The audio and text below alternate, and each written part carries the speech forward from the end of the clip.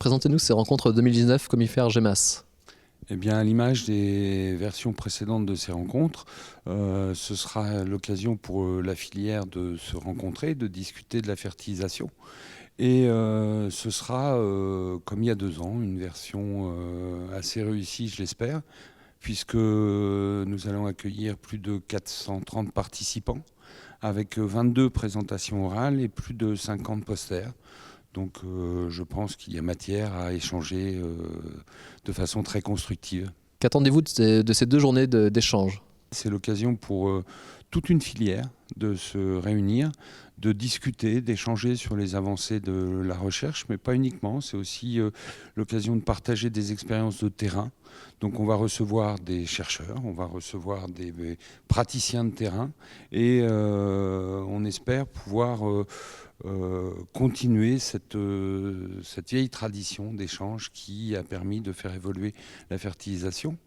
Et il y a une petite nouveauté cette année, c'est qu'on espère attirer de plus en plus de jeunes. On accueille déjà depuis quelques années pas mal d'étudiants. Et cette année, on a mis en place un stage d'éthine pour encore augmenter cette participation. C'est-à-dire qu'un certain nombre d'étudiants auront l'occasion de rencontrer ici des professionnels qui pourront éventuellement les accueillir pour un stage ou plus si affinité. Quelle présentation vous semble particulièrement intéressante cette année? Je pense qu'il est difficile de les classer à l'avance. Ce qu'on peut noter par contre, c'est qu'on a une tendance cette année à traiter des sujets de fond, des sujets récurrents, qui sont surtout des sujets d'avenir.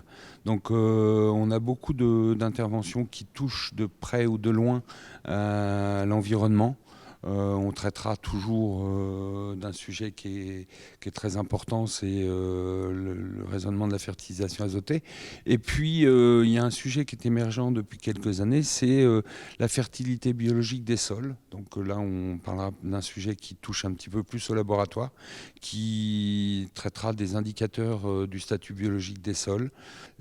Pour les laboratoires, il reste un petit peu de travail, c'est-à-dire qu'il faut sans doute encore standardiser un petit peu ces méthodes, les partager un petit peu mieux, et pour pouvoir tirer toutes les informations qu'elles nous donnent, on a encore besoin d'acquérir un certain nombre de références pour pouvoir donner un sens aux chiffres qui sont issus de nos laboratoires.